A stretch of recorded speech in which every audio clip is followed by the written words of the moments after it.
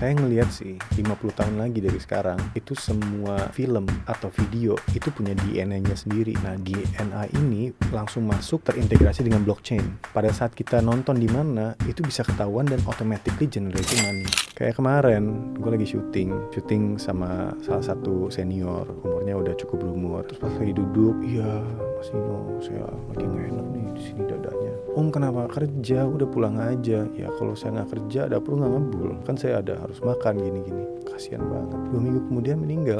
Aplikasi yang gue buat ini sama, cuman buat entertainment. Jadi misalkan ada yang mau di hire, bisa pembayaran lewat aplikasi. Jadi setelah dia kerja langsung uangnya cair. Ini memudahkan untuk orang kalau kerja ya udah tahu pasti akan dibayar. Halo Mas Dino. Hi, how's it going? I'm good. Nice. How are you? Hai semuanya. Halo. Ini pasti teman-teman seneng banget deh ngeliat Mas Dino di sini. Asik. Wah, thank you. Mas Dino, thank you ya sudah datang di podcast Selar. Ini spesial banget karena dari kemarin guest kita seru-seru, terus juga cukup mencuci mata deh buat para viewers kita. Asik, bagus dong. Berarti dipilihnya pas banget nih dari Selar nih. Pas banget. Mas Dino, boleh nggak mungkin sedikit diceritakan background Mas Dino, Mas? Karena kan kita tahu Mas Dino ini aktor ya. Mungkin boleh sedikit Mas backgroundnya dari karir di aktor, nanti mungkin kita bisa lanjut karir di Web3-nya. Boleh. Jadi saya Nino Fernandes dan saya adalah seorang aktor yang sudah lama berkecimpung di dunia entertainment, mulai dari main film, sinetron, OTT dan banyak-banyak lagi. Nah, setelah beberapa tahun adalah kira-kira ya cukup lama deh. Di situ banyak banget ngerasain keseruan syuting, nyampe lokasi, nunggu lama, terus pemain-pemainnya seru, hasilnya juga jadi bagus, padahal itu penuh dengan darah dan keringat untuk mengerjakan sebuah project gitu kan. Banyak dari kalian kan melihatnya, oh ini filmnya keren banget ya, cuman kan di belakang situ kan banyak banget yang dilakukan. Prosesnya nggak mudah ya? Prosesnya nggak mudah, saya cuma bisa ngomong dari seorang pemain saja. Tapi kan ada pre-production sama post-production. Kalau pre itu untuk menyiapkan semua tempatnya, lokasi, skripnya. Terus post itu setelah hasil mentahnya jadi, itu mau diapain? Harus dipotong-potong, diedit, terus di grading, terus ada nanti suara-suaranya. Jadi kita ada ADR, sampai jadi sebuah film yang enak banget dilihat gitu. Nah, di situ dari awal syuting sampai sekarang, saya kalau nggak salah awal tahun ini deh syuting, itu banyak nggak ada perubahannya di dunia entertainment. Kita masih tetap aja capek kerjanya. Terus masih ada 3 hal yang sangat-sangat menjadi kayak 3 hal yang pedih deh yang gue sendiri ngerasain. Betul. Yang pertama adalah nggak ada yang terkonek di dunia entertainment. Jadi biasanya misalkan ada film yang cocok, orang castingnya kenal sama gue, terus ya udah Nino datang dong untuk casting, ini ada peran yang mungkin cocok gitu. Akhirnya datang, tapi ya kemungkinan aja peran itu nggak cocok banget di gue, lebih cocok di orang lain. Tapi keterbatasan seorang casting manager adalah dengan kontak-kontak casting manager lainnya, atau dia punya talent pool sendiri. Jadi kadang mungkin orang lain nggak bisa masuk. Gitu, bukan karena nggak bisa, cuman karena memang nggak diketahuin aja. Kesempatannya mungkin lebih kecil untuk orang lain ya? Nggak ada kesempatan, karena kan nggak dikenal. Nggak ada kayak networking itu nggak ada gitu. Siapa tahu kalau dia lagi di Sulawesi, terus dia nggak di Jakarta kan susah. Betul. Dan itu juga terjadi dengan kru. Jadi banyak juga kru yang krunya itu aja. Jadi satu bundle aja, misalkan bundle tuh satu borongan. Borongan di mana untuk satu film si director ini pasti borongannya krunya ini semua. Nanti kalau ada yang nggak bisa gimana? Jadi dia keterbatasan untuk kayaknya gue udah kenalin dia deh. Akhirnya dia datang, mungkin kerjanya nggak bagus, mungkin kerjanya bagus, kita nggak tahu. Cuman mereka nggak terhubung. Gitu. Lokasi pun juga nggak terhubung, catering juga nggak terhubung. Itu yang pertama masalah. Yang kedua adalah pembayaran. Untuk peran utama, peran pembantu mungkin masih lancar, tapi ada juga pihak-pihak ketiga yang memang memegang puluhan atau ratusan orang di bawah mereka untuk satu project. Mereka dibayarnya kan karena ada penengah ini, jadi mungkin telat, mungkin nggak dibayar, mungkin potongannya besar. Jadi selalu ada masalah dari pembayaran. Yang ketiga adalah kontrak. Untuk gue sendiri ada kontrak, pokoknya yang mungkin lebih tinggi atau chiefnya gitu ada kontrak. Tapi untuk lokasi atau untuk extras atau untuk catering itu nggak ada kontrak. Karena kontrak itu kan mahal, beli material lagi, nyetak lagi, mungkin nggak terlalu mahal di harga juga, cuman kalau dihitung ratusan orang lumayan. Betul. Ditambah lagi nyetaknya, jadi kerjanya capek. Gitu. Itu 3 masalah yang dirasakan. Yang sangat ini ya dirasakan. Masih banyak banget, cuman ini contohnya 3 gitu. Jadi dari situ gue kepikiran, aduh ini gimana caranya ya supaya generasi berikutnya bisa syuting dan bisa merasakan perubahan yang signifikan. Gimana caranya ya biar satu Indonesia ini bisa terhubung. Gimana caranya biar orang di Sulawesi, di Bali atau di Padang mungkin, yang jauh-jauh di Jakarta, yang jauh di Medan, mereka tuh nggak usah koneksi ke Jakarta, cuman mereka bisa terhubung. Gimana ya? Akhirnya gue bikin aplikasi namanya Crew. Crew ini memecah 3 masalah tersebut. Yang pertama adalah memberikan marketplace. Marketplace ini dengan waktu 2 menit aja, semua orang bisa registrasi, upload fotonya, tulis dia punya profile, udah terhubung, gratis lagi buat dia. Dan bisa dilihat oleh seluruh Indonesia, semua casting manager di Jakarta, crew member atau videographer, pokoknya semua yang involved di film atau entertainment bisa registrasi dan secara gampang langsung terdeteksi oleh semua casting. Gitu. Yang kedua dengan pembayaran, bisa pembayaran lewat aplikasi. Jadi contohnya gini, semua orang udah sering banget ya yang namanya pesan GrabFood. Betul. Saya tiap hari bisa 3-4 kali. Nah dengan begitu kan kita juga nggak bayar langsung ke sana kan, pasti lewat aplikasi dong. Mau itu kita transfer BCA, mau pakai GoPay, mau pakai OVO, apapun itu deh, you name it. Aplikasi yang gue buat ini sama seperti itu, cuman buat entertainment. Jadi misalkan ada yang mau di-hire, bisa pembayaran lewat aplikasi. Jadi setelah dia kerja langsung uangnya cair gitu. Itu secara otomatis. Ini memudahkan untuk orang kalau kerja ya udah tahu pasti akan dibayar gitu. Dan yang ketiga kontrak.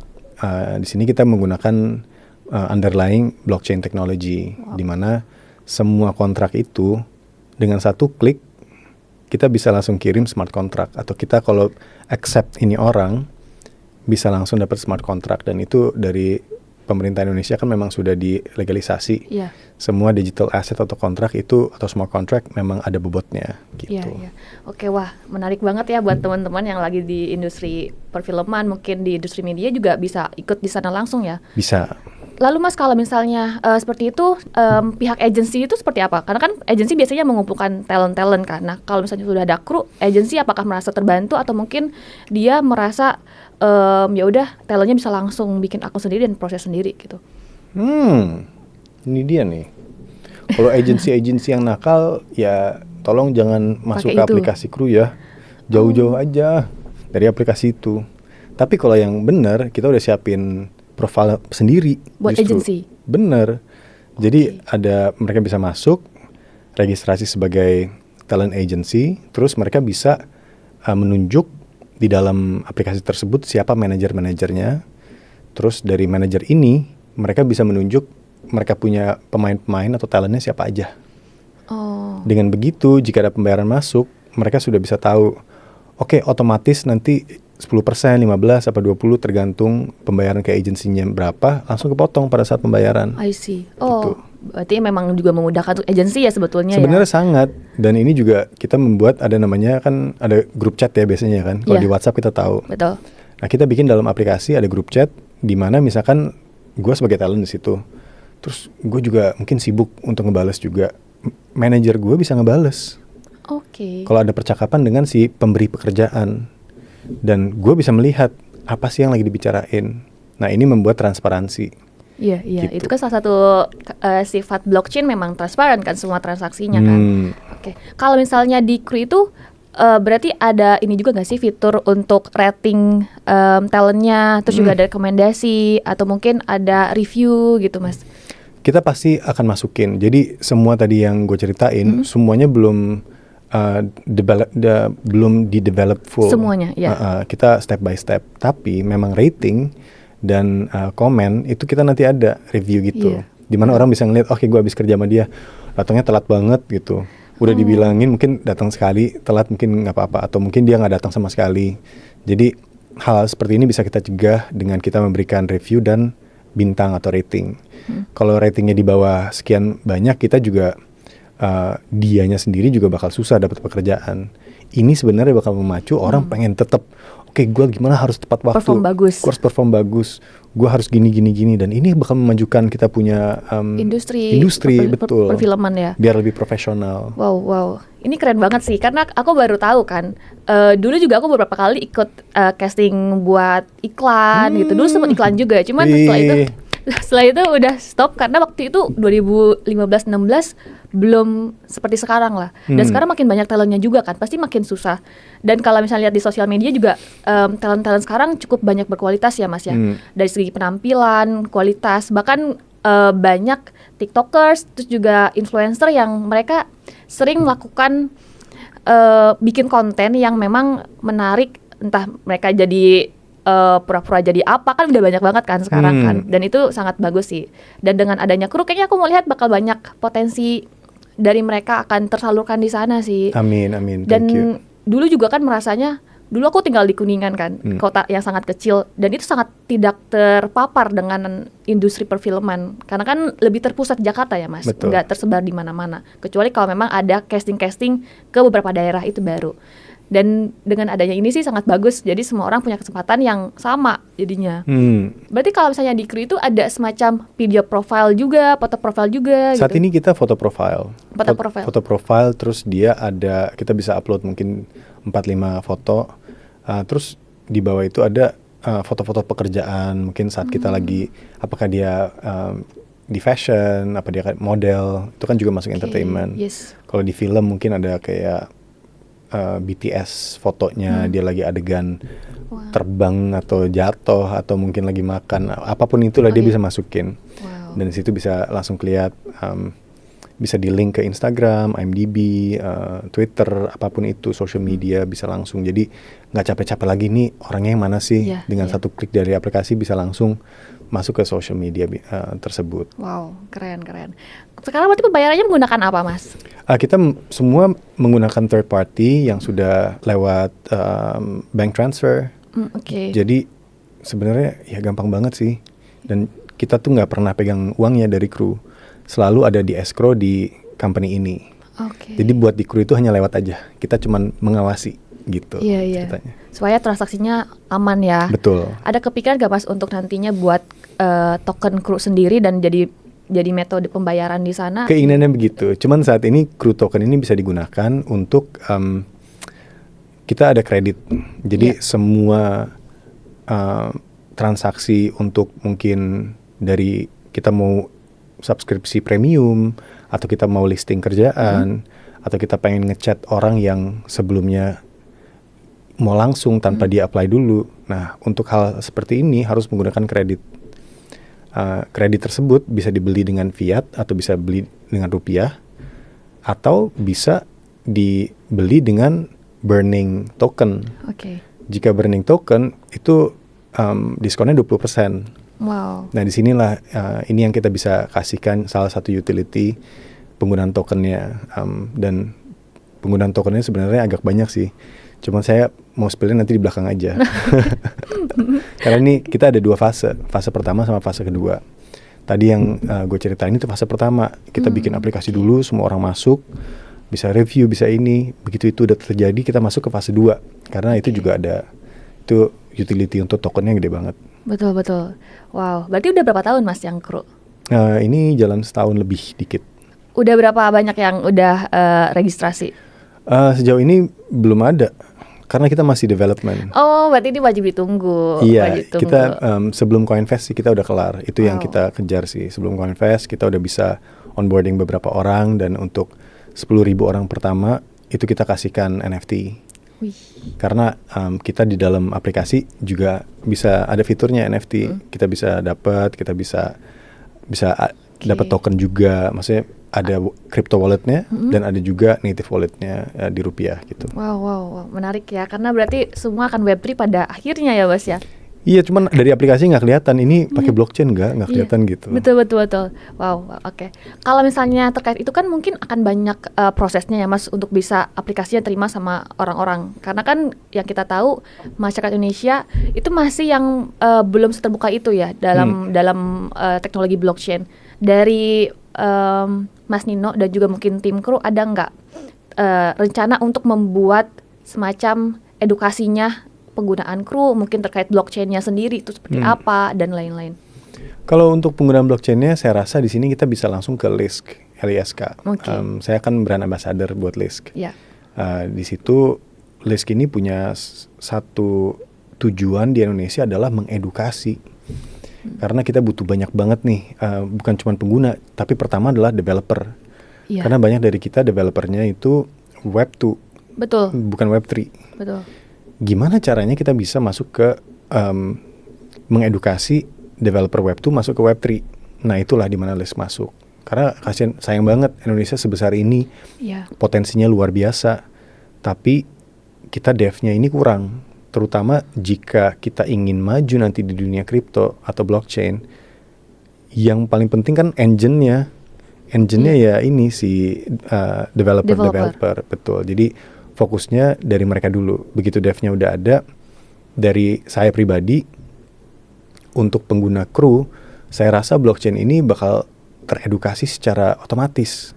Pada saat mereka burning token, mereka bisa ngerasain apaan sih ini token. Jadi mereka cari tahu sendiri. Betul. Dan situ nanti ada informasinya. Kalau mau bisa langsung ke YouTube kita atau ke Seller Podcast misalkan. Jadi banyak informasi-informasi yang kita bisa tunjukkan, di mana mereka bisa cari tahu sendiri. Dan karena gue rasa ketertarikan orang akan sesuatu itu jauh lebih berharga dibandingkan kalau kita yang kasih terus. Iya, setuju. Oke, menarik ya. Kemarin juga sempat ngobrol sama Blockdev, Mas.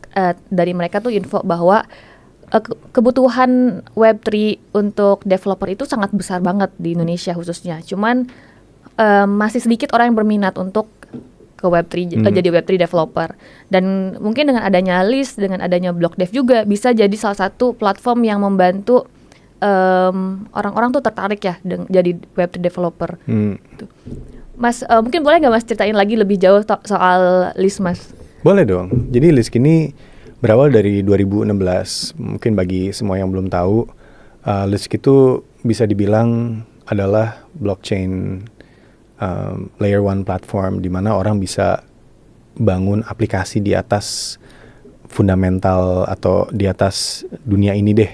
Contohnya begini, blockchain layer 1 bisa ibarat kata seperti punya supermarket. Kalau supermarketnya udah ada, kita butuh barang-barang dong. Betul. Kita butuh minuman, kita butuh snacks, butuh ini. Nah, Lisk ini ibarat kata dia supermarketnya. Ada Ethereum itu kayak supermarket juga. Terus ada Solana, dia kayak supermarket juga.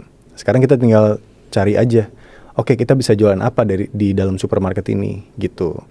Lisk ini bisa mencari pelanggan, tapi project-project itu seperti yang saya, si kru ini, saya masuk sebagai salah satu bagian yang di dalam supermarket ini gitu loh.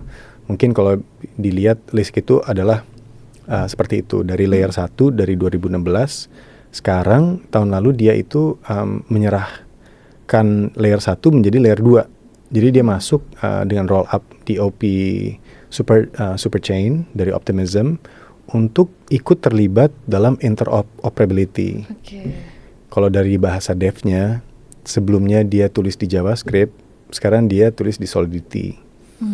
Dan dulunya dia layer 1, sekarang layer 2, dan dia EVM compatible. Yang sekarang dia memang kita full on Ethereum gitu. I see, menarik ya. Jadi kita belajar banyak hal juga nih teman-teman. Oke Mas, kalau misalnya dari kru sendiri, dari plannya Mas Nino dan tim akan sebesar apa dibuatnya gitu untuk industri perfilman ini? Saya rasa sih kru ini mendigitalisasikan struktur entertainment production. Itulah kru. Okay. Jadi kami membantu di belakang supaya semua proses ini menjadi lancar. Kalau dari syutingnya, dari peminatnya, ya itu bisa diserahkan kepada ya si penulis, mungkin si kameramen. Tapi yang kami bisa bantu adalah kita udah masuk syuting seperti ke Netflix, film kita juga penjualan tiketnya gila banget. Yeah. Dan kita selalu butuh konten, butuh film. Dan dengan begitu, dengan adanya kru, kami bisa memperlancar, mempermudah, mempersingkat, dan juga menabung banyak uang yang harusnya tadinya menghilang begitu saja. Kalau misalnya tadi kan yang sempat dibahas itu untuk talent-talent ya, kayak semacam artis dan lain-lain. Kalau untuk kru di belakang layarnya, apakah nantinya bisa juga join di kru atau gimana, Mas? Iya, itu untuk semua. Untuk semua dari kru, semua. untuk kameramen, untuk editor, untuk soundman, semuanya, lokasi, catering, peminjaman nanti. Tapi sekarang gue tahu kita harus fokusnya ke kru sama pemain dulu. Betul. Jadi kita mulai dari awal banget, dari situ nanti kalau udah solid, untuk nambah-nambahinnya gampang gitu. Oke. Kalau untuk plannya Mas, strateginya nanti ketika memperkenalkan kru ke teman-teman di industri perfilman, di media itu seperti apa Mas, yang dari Mas Nino? Gue sangat beruntung sih ketemu, apa mungkin karena udah lama banget di dunia entertainment ya. Jadi mengetahui beberapa orang yang memang pengen gue masukin sebagai advisor. Oke. Nah, orang yang gue masukin sebagai advisor ini bisa langsung menggunakan kru karena mereka sendiri produser, casting manager. Kami juga kerjasama dengan Asosiasi Casting Indonesia. Contohnya, kami kerjasama dengan Kominfo. Kami kerjasama dengan sekolah film atau sekolah acting. Contohnya kayak Bengkel Akting Kuma, Rumah Peran Indonesia, dan lain sebagainya. Mereka semua bisa langsung menggunakan. Jadi untuk awal mereka semua nih yang akan masuk. Pada saat mereka masuk, mereka mencoba, ada yang harus dibenerin nggak? Ada tambahannya nggak? Kalau ada yang ditambahin kita bisa benerin. Setelah mereka coba selama sebulan, 2 bulan, 3 bulan dan itu berjalan dengan lancar, baru kita buka untuk publik gitu. Oke, menarik. Mas, tadi kan kita udah bahas soal kru dan juga list. Aku mau tahu dong Mas, Mas Nino tertarik juga nggak di investasinya, tradingnya juga di Web3? Iya dong. Iya, secara gue ini banget, kripto maxi banget. Bukan cuma Bitcoin, cuma kripto maxi, blockchain maxi. Gue rasa kripto ini yang bikin hype biar orang tahu apa itu blockchain. Teknologi belakangnya kan blockchain, itu yang kita gunakan.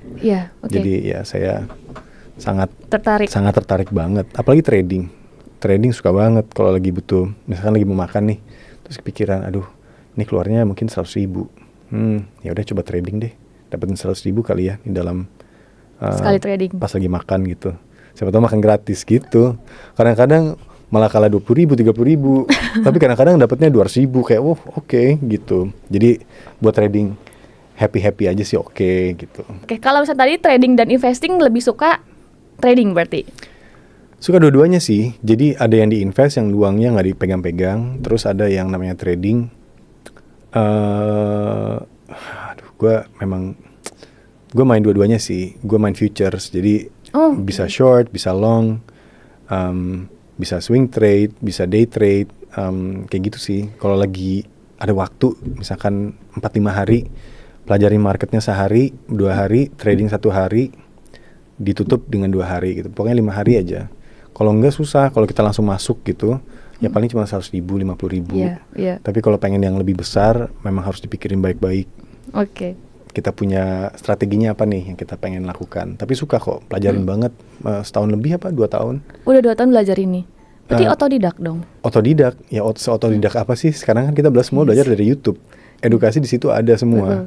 Betul. Kita pengen cari gimana cara mengerakit komputer, mulai dari gimana cara bikin tembok, semuanya juga ada. Nah, salah satunya trading di situ juga.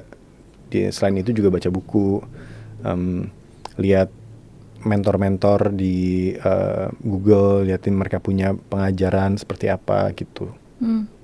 Oke, karena kan kita ngelihat bahwa industri Web3 ini masih sangat kecil ya Mas, dan masih sangat baru.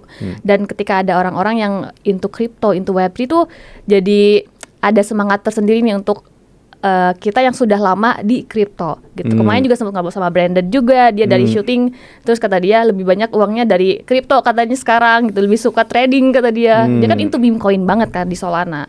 Gitu. Oh dia ya? Iya, Brandon tuh into meme coin. Meme coin itu yang Solana. Dan dia bahkan jadi ambasador beberapa meme coin juga nih yang secara global. Masa sih? Iya. Oh iya, berarti dia udah gak usah kerja lagi. Iya, dia bilang ini dia nanti nikah dari hasil dia invest di Billy, meme coin Billy. Oh ya? Jadi besar kecilnya nikahnya nanti tergantung dari Billy coin, dia bilang gitu. Pokoknya dia masukin aja dulu segini. Iya. Gede-gedenya berapa, nanti semakin gede semakin ini. Berarti kita tahu ya kalau dia sukses banget dengan Billy ya. Oke. Mas Ino boleh tahu nggak diversifikasi portofolionya seperti apa? Mungkin untuk di kripto. Dulu. Lihat berapa ya? Bitcoin 90%. Wow. 90%, Ethereum 9%. Terus 1%-nya Meme coin trading, enggak, futures. bukan meme coin, tapi mungkin kayak yang lain-lain lah. 90% Bitcoin, 9% Ethereum, 1%-nya kayak Render, Opulus, terus adalah beberapa yang spekulasi paling cuma 0,5% apa 0,01% masuk ke dalam meme. Kalau itu jadi 1%, wah luar biasa banget. Wow. 10x, cuman enggak lah. Ya Semuanya ya. kayak gitu. Iya, oke. Kemarin juga aku sempat ngeliat kan, Mas Dino ini sering banget datang ke acara-acara event kripto kan di Jakarta. Boleh gak Mas? Mungkin dari apa yang buat Mas Dino ini sangat aktif gitu untuk sekarang bisa join komunitas, terus sering datang ke acara-acara kripto. Karena udah waktunya. Jadi sama kemarin itu kalau kura-kura kan dia masuk dalam cangkangnya dulu tuh. Iya. Gimana caranya ini? Pokoknya building aplikasi, bangun, kerja dengan dev, dengan UI UX, desain segala macam, jadiin dulu semuanya. Begitu ini jadi, ini bentar lagi jadi, udah kayak lega banget. Sekarang bisa ngelakuin sesuatu yang memang gue passionate about. Ngobrol dengan orang-orang, datang ke komunitas, bikin komunitas sendiri malahan. Dan juga datang ke event-event, ketemu like-minded people, orang yang punya pemikiran yang sama. Orang yang baru, orang yang udah OG di Gen banget, bisa ketemu dan asik banget ngobrolnya. Karena kita titik temunya sama. Blockchain sama crypto, that's it gitu. Iya. Jadi kenapa sekarang? Karena aplikasinya udah mau jadi dan ini saat yang tepat. Apalagi sekarang banyak banget event-event. Karena kemarin tuh sempet low kan, nggak terlalu banyak event. Sekarang hampir tiap hari ada event. Gue seneng banget sih, tapi capek. Iya sih, pasti kan karena networking terus kan di sana. Iya. Dan pasti banyak yang minta foto sih sama Mas Dino kan? Iya enggak, ya adalah beberapa lah. Cuman ada beberapa kan orang developer ini nggak tahu juga siapa gua. Mereka kayak oh hai gitu, nggak. Ya, mereka kerjanya di komputer aja. Mereka nggak pernah tuh nonton namanya. Nonton film itu nggak pernah. Oke, kalau misalnya ada teman-teman yang kayak tertarik mau partnership Mas dengan kru gitu, open kah Mas? Open dong. Siapa yang mau kerja sama oke aja selama kita bisa hand in hand together dan kita punya integritas, misi visinya sama, ayo aja dengan senang hati. Menarik banget. Mas, mungkin kalau misalnya dari Mas Nino sendiri harapannya nih industri perfilman ini nantinya dengan adanya blockchain teknologi akan sebesar apa Mas? Wah gede banget sih blockchain. Karena utilitas blockchain ini kan bisa digunakan untuk intellectual property. Yeah. Dan film ini kan rentan dengan bajakan atau apapun itu. Saya ngelihat sih 50 tahun lagi dari sekarang itu semua film atau video itu punya DNA-nya sendiri. Nah DNA ini langsung masuk terintegrasi dengan blockchain. Pada saat kita nonton di mana itu bisa ketahuan dan automatically generating money. Wow. Kalau misalkan gue lihat 50 tahun dari sekarang ya. Yeah. Karena saat ini kan kita semua masih terpisah-pisah. Gunanya blockchain atau crypto layer 1, layer 2 sekarang adalah gimana caranya semua jadi interoperability. Supaya satu bahasa, satu ibu lah gitu atau satu bapak. Gue rasa sih 50 tahun lagi itu bisa terjadi. Dan jika itu terjadi, dunia entertainment, misalkan kita mau nonton apa, tinggal nonton aja. Mau di HP, mau di mana. Yeah. Netflix sudah nggak ada. Kalaupun Netflix ada, paling dia cuma jadi film production company. Oke. Atau mungkin dia menjadi pelopor untuk ini bisa terjadi. Siapapun yang bikin film atau konten, siapa yang lagi nonton TikTok atau Instagram, dia punya konten, dia nonton sama siapa, itu automatically DNA-nya yang nonton udah ketahuan dan dia bakal langsung kirim duit gitu. Misalkan per satu nonton mungkin Rp1, kayak gitu bisa. Kalau misalnya kita kaitkan dengan AI ya Mas, kan sekarang AI lagi cukup besar sekali sekarang. Sejauh mana sih Mas perkembangan AI yang digunakan di industri perfilman khususnya Mas? Wah, banyak banget sih. Good question. Terutama AI itu digunakan di special effect. Iya. Special effect saat bahkan ada yang gambar anime gitu. Iya. Dia itu 10 tahun yang lalu apa 5 tahun yang lalu nggak suka dengan AI. Dia bilang, apaan ini, kita kan butuh kayak tangan. 5 tahun kemudian dia pakai. Karena itu memudahkan dari 10 orang jadi cuma 1 orang yang kerja. Dan kerjanya persis sama dan bagus, dan bahkan lebih bagus. Jadi di film juga akan seperti itu. Banyak misalkan adegan-adegan yang berat, yang susah, itu special effect-nya itu pakai prompt, masukin ke AI, kita tinggal upload mungkin fotonya, scenerinya, kayak gitu. Dan itu sangat ngebantu banget di dunia perfilman karena bisa mengurangi cost, dan kita sebagai produser atau director, imajinasi kita jadi bisa lebih gila lagi. Apapun yang kita pengen bikin, harganya lebih murah dan berhasil gitu. Oh, di Indonesia juga berarti udah banyak banget yang pakai AI ya Mas untuk perfilman? Nggak banyak, tapi udah mulai. Oke. Berarti memang arahnya juga bakalan ke sana. Teknologi semuanya bakal merata ya Mas ya, semua industri. Ini sih udah pasti. Jadi kalau teman-teman mau cari peluang, masuk ke ini aja, belajar prompt. Iya. Betul. Kan scripting dan lain-lain juga udah bisa pakai AI sekarang kan. Iya. Jadi udah cukup bagus lah, editing semuanya juga sangat dimudahkan banget dengan adanya AI sekarang. Sangat, tinggal masukin aja nih dari misalkan hasil ini nih. Iya. Tinggal upload untuk TikTok apa untuk Instagram, dia bisa bikin. Nanti dari 30 menit, 40 menit langsung dibedah sama dia menjadi 20 reel apa 30 reel yang paling mencolok, dia udah tahu sendiri. Betul. Terus dipotongnya mungkin kayak cuma 5 detik doang. Gila. Iya. Itu sih bakal sejauh itu sih. Udah itu. Soalnya kita juga pakai itu. Jadi kalau misalnya podcast kita bakal potong-potong. Kalau yang kita pakai itu Vizzard AI. Jadi potongan, masukin aja link video YouTube-nya, langsung dia otomatis ngemotong-motong video, bahkan udah ada ratingsnya yang kira-kira bakal viral tuh video ini. Iya. Seperti itu sih. Betul. Dan itu banyak yang seperti itu juga. Ya bagus lah kayak gitu. Kita jadi nggak capek kan pelajarin lagi. Betul. Oke Mas, mungkin artis-artis atau mungkin talent yang lain juga udah punya uang nih Mas. Dan pasti mereka ingin menginvestasikan ke suatu produk dan mereka bingung biasanya kalau ini mau naruh uang di mana gitu. Nah dari Mas Tino ada nggak sih mungkin suggestion atau mungkin saran kira-kira uangnya bisa dialokasikan kemana, atau ke blockchain salah satu alternatif untuk mereka bisa invest? Udah pasti sih Bitcoin, Ethereum kalau jumlahnya besar banget. Paling naiknya di bulan ini mungkin berapa X, mungkin 3-4X kali ya. Kalau kalian masukin uang banyak kayak 1 triliun, masuknya Bitcoin aja sama Ethereum. Wow. Solana mungkin iya masih oke, blue chip juga dia. Tapi kalau misalkan uangnya lebih sedikit, gue pengen untungnya mungkin 10 kali lipat, apa 40 kali lipat. Mainnya di altcoin, main yang lebih risky. Karena mungkin ya duit mereka udah banyak, tapi mereka kalau kehilangan 10% masih oke. Nggak apa-apa, cobain aja. Nah itu keuntungannya bisa lebih. Dan di bulan ini ya, dari pengalaman yang sebelum-sebelumnya nggak ada satu koin pun yang rugi kalau di top 100 ya, atau top 200 jika diinvest setahun sebelum bulan, bahwa dia bakal merugi di setahun kemudian. Itu almost impossible, but still ada kemungkinan. Nggak selalu, jangan pegang omongan, do your own research, itu udah pasti. Jadi untuk teman-teman artis, masukin aja ke crypto, ke projects mungkin. Kalau ada project crypto yang bagus, ngobrol sama Web3 VC, mungkin sebagai liquidity provider atau LP. Jadi biar VC-VC ini yang cari, karena itu kerjaan mereka. Jadi si artisnya ini udah nggak usah capek-capek lagi. Yang kedua yang kita bikin, gue dari kru yang gue bisa kasih adalah untuk orang-orang yang artis, tapi uang tuh kayak nggak pernah dipegang, kayak jatuh aja terus hilang gitu. Iya. Karena yang gue pelajarin, seniman itu bukan pebisnis. Pebisnis bukan seniman. Karena itu banyak seniman yang kere dan banyak pebisnis yang nggak punya taste. Iya.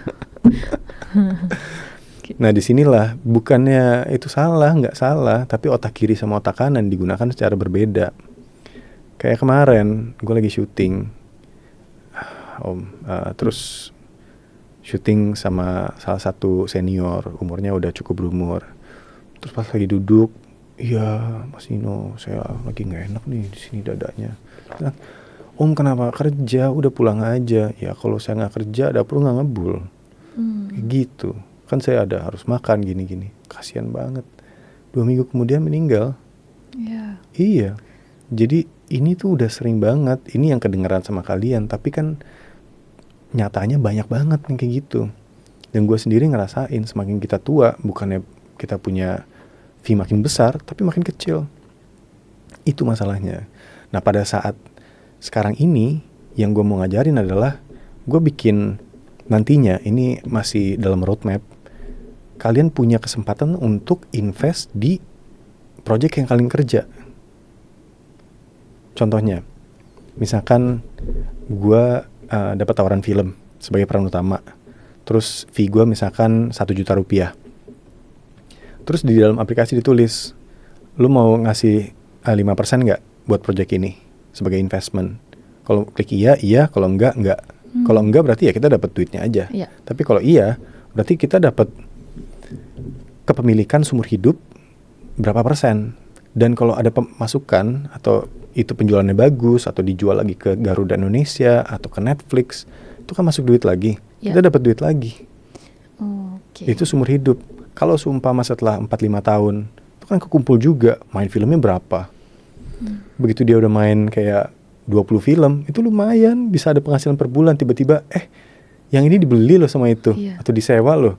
Dapat lagi. Mungkin gak banyak, berapa juta. Tapi kan ngebantu banget. Nah ini yang gue pengen kasih. Kalau nanti dia mau ngejual dia punya saham itu, bisa aja tinggal dijual lagi. Kalau nggak dia bisa kasih ke anak cucunya, kan lumayan. Ya wow, itu bagus banget sih. Karena kan yang kita lihat bahwa sekarang kan industri perfilman itu banyak talent yang baru dan yang lama ada kemungkinan untuk digantikan sama yang lain juga kan. Udah pasti. Terus juga mungkin yang udah tua bisa digantikan dengan yang lebih muda. Dan sekarang talent udah mulai banyak banget, industri kreatif udah membesar banget sekarang. Ya sih, ini sangat-sangat baik banget untuk industri perfilman. Amin ya. Semoga dilancarkan semuanya ya Mas Nino. Terima ya. kasih. By the way, untuk yang kru ini kapan akan launching Mas? Untuk kru kemungkinan awal tahun depan, kalau nggak akhir tahun. Kemungkinan sih awal tahun depan akan launching gitu. Jadi saat ini kita mempersiapkan dulu nih bener-bener gila-gilaan sampai udah bener asik banget, aplikasinya bisa digunakan seamless, nggak ada hang, nggak ada crashing, semuanya asik dari mulai flow-nya baru. Semua orang bisa. Wow, kita harus tunggu ya. Nanti aku juga pakai deh. Boleh. Sip. Ya nanti tak kirimin ya buat bisa tester juga. Boleh. Oke Mas, mungkin sekarang project apa Mas yang lagi dikerjakan? Mungkin boleh di-share ke teman-teman juga Mas. Project lagi syuting film apa atau mungkin ada OTT apa? Lagi ada OTT ini nih yang tayang bulan ini ya kalau salah bulan depan, Suami-Suami Masa Kini. Wow. Yang season 3 gitu. Nanti kita tonton ya. Itu tayang di mana? Di video.com. Oke deh. Kita udah banyak Mas untuk pembahasan kali ini. Nanti mungkin kalau misalnya ada pertanyaan lanjutan, teman-teman boleh komen di kolom komentar aja. Nanti kita juga sampaikan ke Mas Nino. Kalau mau ketemu sama Mas Nino mungkin ikut-ikut aja event-event kripto, pasti bakal pasti ketemu juga. Pasti. Kita pasti bakal datang kan. Ya. Nanti Coin Invest juga datang kan Mas? Datang dong. Kita bikin side event Mas. Temanya meme coin di Bali nanti. Oh ya? Tanggal 21-nya. Minta dong undangannya. Mau. Nanti kita kirim. Oke, dari sellernya langsung. Dari seller dan Flipster kita. Oh, kemarin ketemu Flipster di Fireside CoinFolks. Oh, di gara-gara. Iya. Sama siapa? Anissa. Nggak tahu, banyak banget sih itu orang sih. Flipster ada 4 atau 5 gitu. Iya benar. Dan nanti kita bikin event sama mereka sih di Coin Invest. Nanti datang ya Mas ya. Boleh pasti. Soalnya ada Paji Penguins juga datang. Jadi lumayan akan seru, dan di Beach Club juga kita eventnya. Seru. Oke, let's do it. Oke. Thank you. Oke. Thank you ya Mas Dino. Terima kasih. Atas waktunya udah mau datang ke sini. Thank you juga teman-teman udah nonton. Sampai ketemu lagi di video podcast berikutnya. Bye. Bye-bye.